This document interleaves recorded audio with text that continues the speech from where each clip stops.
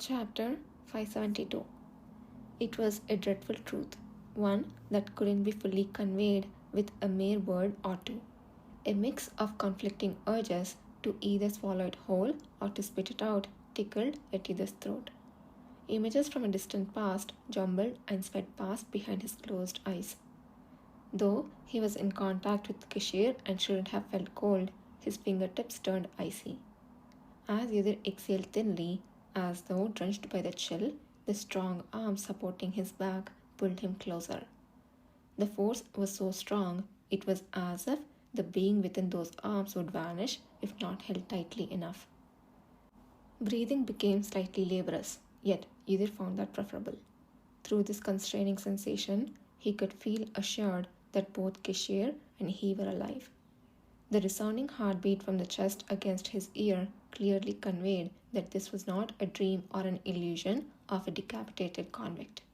So either found the strength to open his eyes again. ... The pieces on the board of the tactical game remained unmoved, silently holding their places. It was either's turn to move. If no move was made, the game would never end. But wasn't that why he had started the game in the first place? To continue the conversation, the next move was necessary. Slowly, he reached out and grabbed a black piece. To be honest, I think I deserved to lose before. Not because you were absent, but because it was my game, Yudhir said. Kishir's eyes shifted to the piece gripping in Yudhir's hand. I didn't even understand the rules properly, and I made many mistakes and wrong moves because I didn't trust the pieces I had. I am still seeking answers for some of the things I have done. This includes matters related to you.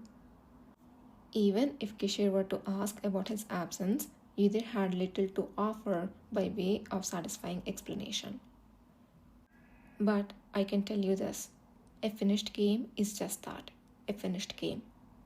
A wrongly placed piece can't be taken back, but I have learned that you just need not repeat the same mistake in the future. So I don't plan to forget that what I have to do is no different, Yudhir concluded. As his words ended, the knight piece in Yudhir's hand audibly and forcefully advanced on the board. Speaking had somehow loosened the knot within him. He felt a sense of relief, as if he had finally understood why Kana had once said that revealing hidden secrets could be liberating. Instead of instructing the next move, Yudhir looked up and met Kishir's eyes. The man had been watching him with a furrowed brow and an indescribable expression, and now he let out a long sigh. Yes, you're right, Kishir agreed. With that, he raised his other hand and spun the board half a turn. The pieces on the rotating board seemed to brush against Kishir's fingertips as they moved. One can't resume a game that had already ended. Anyone can make a mistake with their pieces. What matters is what you do after. In that regard, if the person who taught you this game heard what you said, he might have shed tears of emotion, Kishir mused. His expression was both playful and bitter, speaking those words while knowing that he himself couldn't remember his past self. Kishir, with his head bowed, gently pressed his lips at the corners of Yudhir's eyes. His lips soon grazed Yudhir's cheek and ear, tenderly drawing in the lower lip, and then ventured deeper. Within this prolonged kiss, a sensation emerged, as if the tightly held lock of their hearts were slowly being released. Yudhir felt the silent agony emanating from Kishir and the myriad emotions directed solely at him. Such intense emotions poured out all at once, leaving Yudhir feeling almost intoxicated. It was a connection of emotions that Yudhir hadn't felt since Kishir had dreamt of his death. Several times, Yudhir felt breathless and dizzy, but he didn't push Kishir away. Instead, he embraced the sensations conveyed by Kishir's lips. Even after they parted, the afterglow lingered for a long while. Through their locked gazes, Kishir naturally understood the emotions Yudhir couldn't express with words. It was always a wonder how the body could convey so much more than words. We should make the next move, Kishir, resting his forehead against Yudhir's, said after a long contemplation of the board. He then delicately picked up the red patterned general piece, Makas, which seemed to be precariously surrounded. Its intended place was originally the safe spot reserved for the king piece. When Kishir swapped the positions of the two pieces, the now vulnerable piece became the king, or imam. It was a significant change. Yudhir silently moved his piece again. Amidst the flickering light of the burning stone furnace, several moves were exchanged. After swapping the king and general pieces, Kishir wielded the king piece as if it were a knight dominating the board. Despite the many restrictions on the king piece in Kishir's hands, it appeared as a born leader guiding all pieces. The king piece wasn't just meant to hold its position until the end of the war. With a meticulous strategy, the white imam dominated the board anew. It was a style of play Yudhir had never seen in their countless tactical games from their past lives.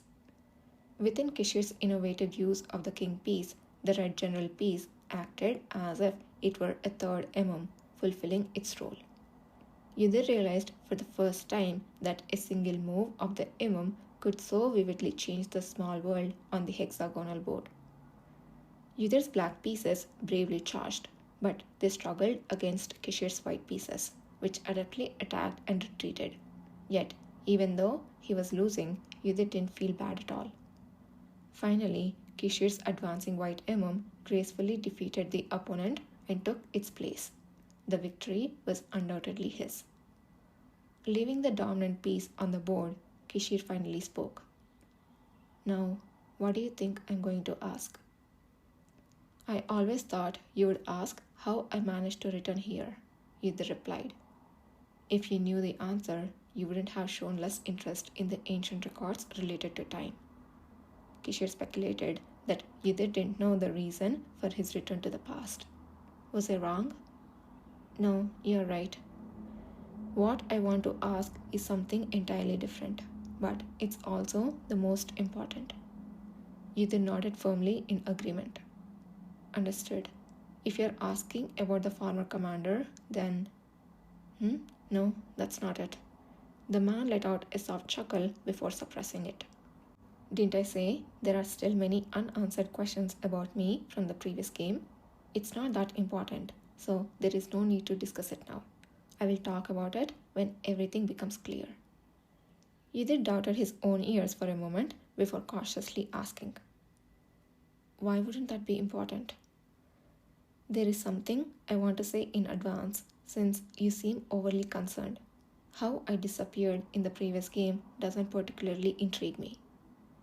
"Shouldn't you still be aware of it?"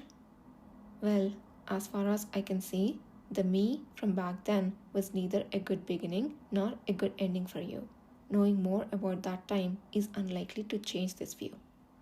Kishir, responding indifferently, lifted the corners of his lips in a smile. "That is..."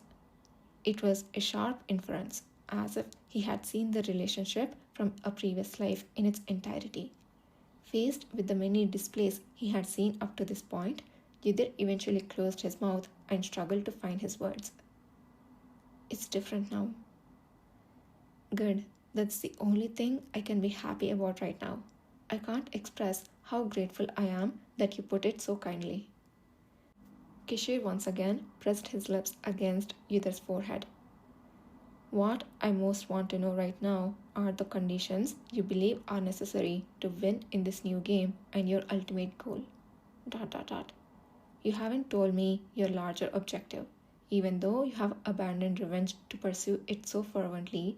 Saving me, preserving the Emperor, and solidifying the cavalry all feel like steps toward a greater goal. So, will you clearly tell me?"